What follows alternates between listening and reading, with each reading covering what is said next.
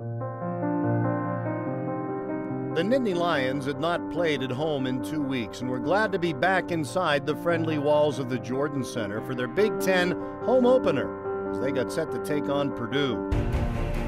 The Boilermakers were unbeaten in conference play, but there was a buzz in the air, a new attitude to go along with the brand new year that led to Penn State grabbing an early lead, a lead that they would never relinquish. Penn State and Purdue are scoreless. Knocked away from Frazier, but it goes to Glover, back to Frazier. Frazier now drives, kicks it off to Graham, lays it up and in, and Penn State leads 2-0. And a takeaway inside by Penn State. Second turnover for Purdue.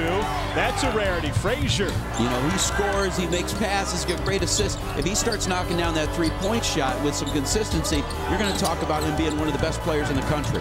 Frazier drives, spins, needs help, finds the help at Oliver. Straight on three. Good. It was a sign of things to come for Oliver and Penn State. Colella will enter the game for the Nittany Lions.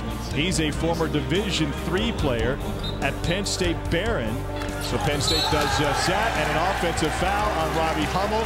And this first 4 minutes has been fantastic for Penn State.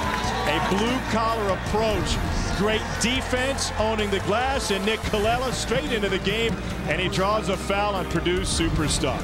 The storybook night was early in the making, but desire played a big role in how well the Nittany Lions had started.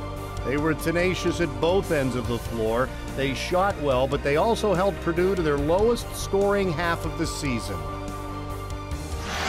Love how Penn State's playing. Just a lot of confidence to have 20 already after 9 minutes against this team. Again, we didn't think Purdue's defense was as good, but Penn State's just been way the better team so far. Yeah, nice job in transition there by Penn State of getting position there, taking that charge. He's in trouble. Steal by Frazier. Frazier 3-on-3, now 4-on-3. Frazier spins in the lane, left hand up and good. A spectacular move by Tim Frazier off the coast-to-coast drive to the basket. Yeah, watch that on some highlight show tonight. That was absolutely sensational. After 2 Big Ten road losses, Pat Chambers had worked on getting his Lions back to the scrappy, hard-working personality that they had shown in the non-conference portion of their schedule, and it was paying off. Screen from Oliver. To his left, Oliver, far wing. Oliver pulls back for three again. Good again. Belly, Oliver. Timeout, Matt Painter. Purdue not able to get comfortable against Penn State. Another takeaway for Penn State. An outstanding opening 20 minutes for the Nittany Lions. They go to the locker room with a 32-18 lead over Purdue. But the job was only half finished, and Coach Chambers and his staff knew it. Preparing the Nittany Lions for the push Purdue would attempt to get back in the game. And they did, starting the second half with a 14-4 run. But Penn State took their best shot and pulled away again. And Purdue putting it together here in the second half in a big way. It's now a 4-point game. Johnson goes. He'll take the shot. Charge. Graham took it.